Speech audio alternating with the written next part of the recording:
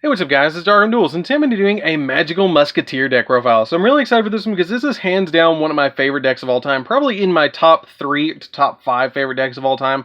I consistently carry this deck with me every single time I go to a tournament because this deck is absolutely insane. I either enter into my local tournaments with this, Blackwings, or Heroes, which is really fun to play around with. I highly recommend that you guys give this deck a try, and it's actually relatively budget now because of the reprints that came out in Dual Overload of Caspar and Starfire, which were the only 2 really expensive cards in the entire deck. So, without further ado, guys, don't forget to like, comment, subscribe, hit the bell on there so you can become part of the notification squad, and definitely check out the Patreon down in the description because it has some awesome rewards for you guys, like getting your name in the description of every single video, getting to request a deck profile just like this one every single month, or even getting a signed card sent to you in the mail. So, let's get straight on into this one. So first off, we're playing 3 copies of Magical Musketeer Caspar. Caspar is a really good card in here because basically all of your Magical Musketeers share the ability that if a card is activated in their column, for instance, if a spell or trap is activated above Caspar in your opponent's column, then you get to do a particular ability. Also, if a spell or trap is activated under him in your column, then you get to activate a particular ability of your Magical Musketeers. All your Magical Musketeers share that ability, which is really neat, and also they all let you activate spells or traps directly from your hand during either player's turn, like your copies of your Magical Musket Cross Domination, or copies of like Magical Musket Steady Hands and stuff like that that are quick plays or trap cards, which is really neat. Then his particular unique ability is if a spell or trap is activated in his column, then you get to add a Magical Musket card directly from your deck to your hand, which is really cool to be able to add all those different cards that you have in your deck to your hand. Then we play 3 copies of Magical Musketeer Kid Brave. Kid Brave is really neat because if a spell or trap is activated in his column, then he lets you draw 2 cards and then discard a Magical Musketeer card, or vice versa, excuse me. Discard a Magical Musket card and then draw 2 cards, which is kind of nice to be able to do just to dig deeper into the deck. Then we play a single copy of Magical Musket Doc. He lets you, when a spell or trap is activated in his column, he lets you add a Magical Musket card from your graveyard back to your hand, just to help you recycle those cards back from the graveyard. So that's it for the level 3 ones. For the level 4 Magical Muskets that we play 3 copies of Magical Musketeer Starfire. Starfire is hands down my favorite starter besides Caspar. These 2 are your big starters in the deck.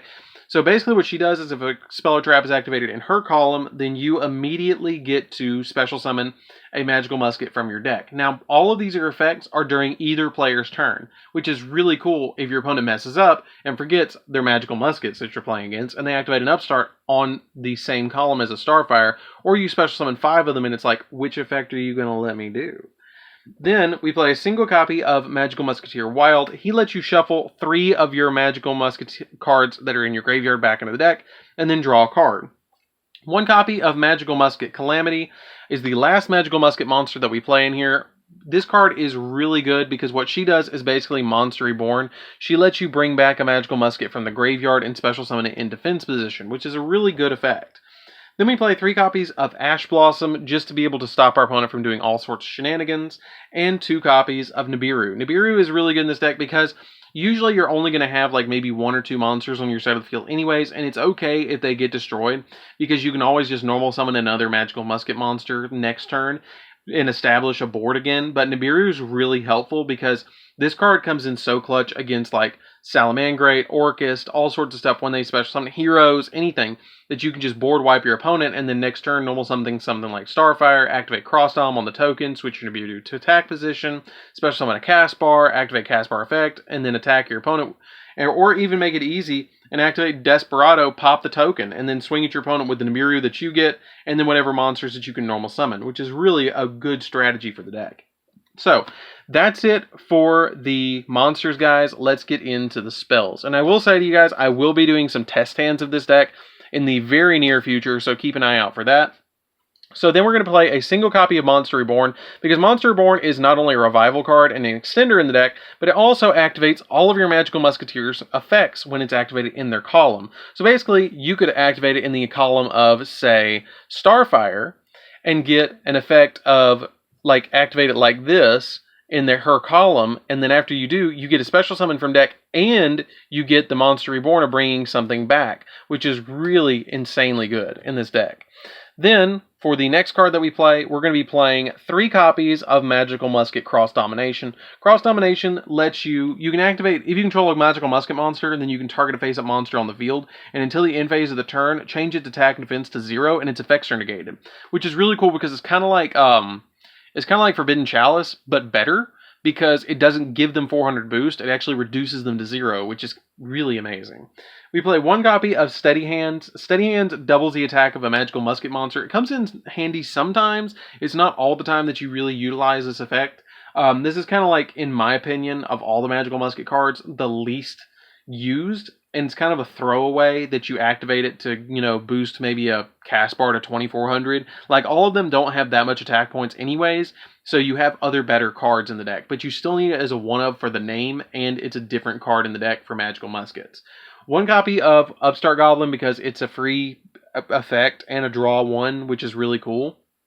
Double or Nothing, that is basically the boss monster of the entire deck, is Utopia Double, because you just activate, you summon a Starfire and a Wild or Calamity, and then you attack your opponent with Utopia Double by overlaying the 2 together for Utopia Double, detaching a material, searching Utopia, or Double or Nothing, making Utopia on top of Double or Nothing, or Utopia Double, swinging, negating the attack, dropping Double or Nothing, and then OTKing your opponent for 10,000 damage.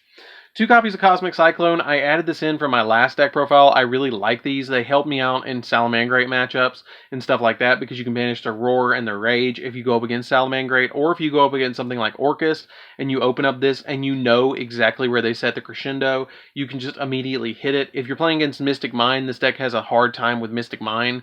So this card really helps out with the Mystic Mines, because you can just immediately banish it, which is super nice to be able to do. 3 copies of Call by the Grave are the last 3 spells that we play in here, because they're not only activating their effects, but they're also negating hand traps, because we do a lot of special summoning from deck, so it's really important to have the Call by the Graves. So that's it for the spells, guys. Let's get into the traps. So for the traps, we're going to be playing 3 copies of Solemn Judgment. This card is always live, so why would you not play this card at 3? It is such a good card in the deck. It always negates something, and you always have half to pay. That's my logic about Solemn Judgment, is it's one of the most broken cards in the game. Not broke, it's balanced. It's a very balanced card, because you're having to pay 1,000, or pay half your life points to negate 1 card. And it's a 1-for-1 negation. So it makes sense why it's at 3, and I love this card in this deck, because it activates all of my Magical Musketeers effects that are in the same column. 1 copy of Needle Dancing. Needle Dancing lets me banish 3 cards from my opponent's graveyard, or from either player's graveyard, which is really cool. I like that ability, because sometimes I can be playing against something like Orcust, and then immediately drop this and banish their cards to either, if they don't have Babel, forces them, if they have Babel, it forces them to use the cards. If they don't have Babel, then they're pretty much game over, because I just got rid of all your resources that you were going to banish, like your Orcust Nightmare, your copy of Symbol Skeletons and stuff like that. I've won. You can't come back. 2 copies of Last Stand. It negates spells and traps, which is really important. Essentially, you're playing like a free 2 more judgments, which is awesome. 3 copies of Desperado. Desperado is probably the best one besides your Cross Domination, because what this does is it just targets a face-up card on the field and destroys it. This card is also a really good card to get you out of Mystic Mine, because if your opponent has a monster on the field, for instance, and you normal summon out, or don't have a monster on the field, and they just have Mystic Mine, and you normal summon out like a cast bar, and then you set the Desperado, and you let them go at their end phase, you flip the Desperado and pop their Mystic Mine, and then you go into your turn and OTK the crap out of them, which is hilarious to do, because they think they're safe, and then you Desperado them.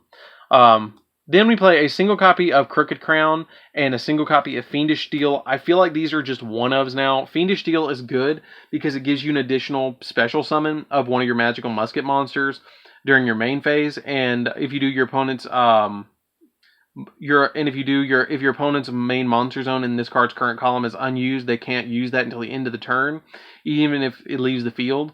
And then Fiendish Shield makes it so Magical Muskets you control can't be destroyed by card effects, which is really cool. And if this card is sent to the graveyard by an opponent's card effect, you can add a Magical Musket card from your deck to your hand, which is really good. I like that ability.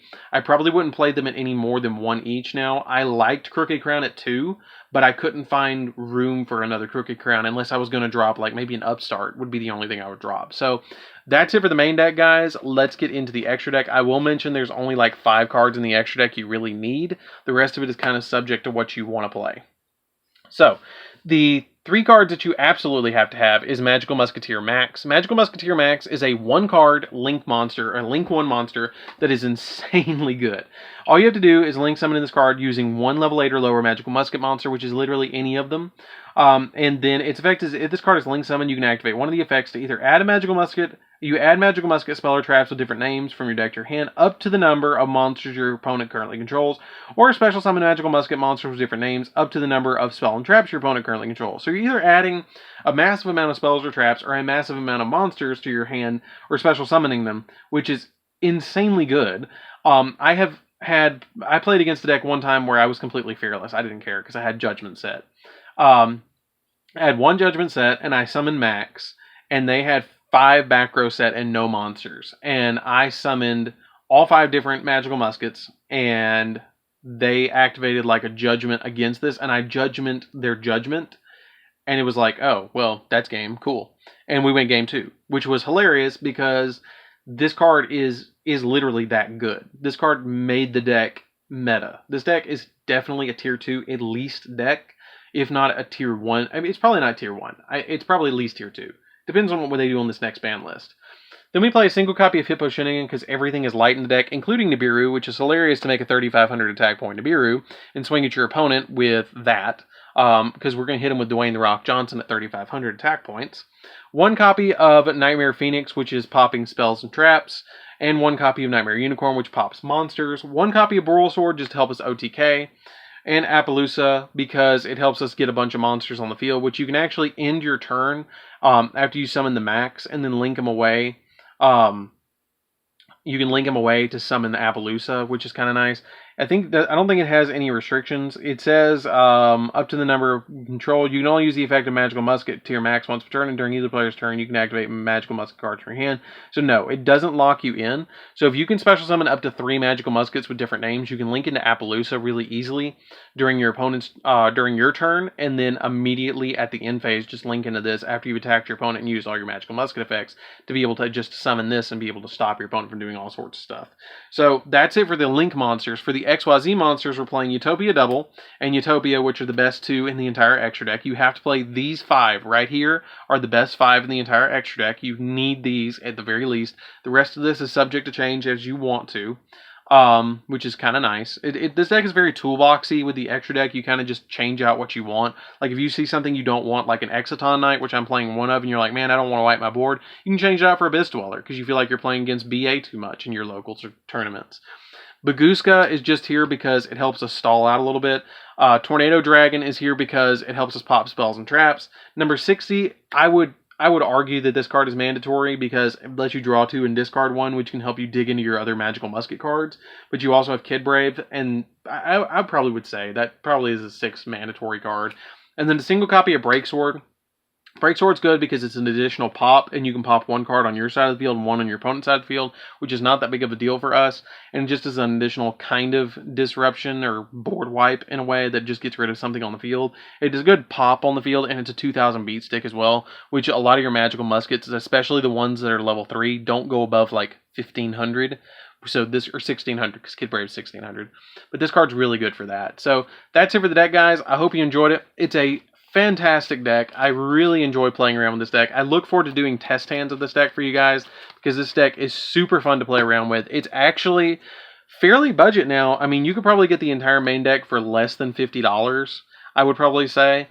Yeah, I would probably say maybe 40. You could probably get the main deck for 40, and then the extra deck, the necessary extra deck, you could probably get out with maybe a $60 deck, getting this entire deck, maybe $60, $70, which is fairly budget for a deck profile, for a deck that's a tier 2 deck. So anyways, guys, don't forget to like, comment, subscribe, hit that bell on there so you can become part of the notification squad. Definitely check out the Patreon down in the description, and I'll see you guys in the next video. See you later, guys.